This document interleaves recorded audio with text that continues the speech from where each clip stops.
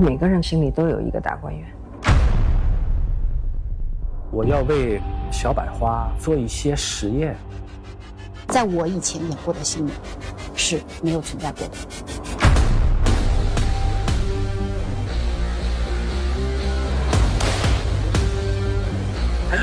我们不是要去颠覆。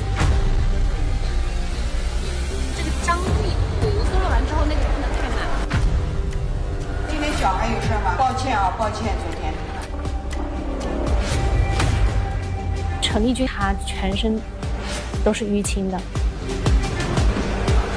有一场戏你可能要吃点苦。说出来挺残忍的，这就是我的常态。还要不要上台？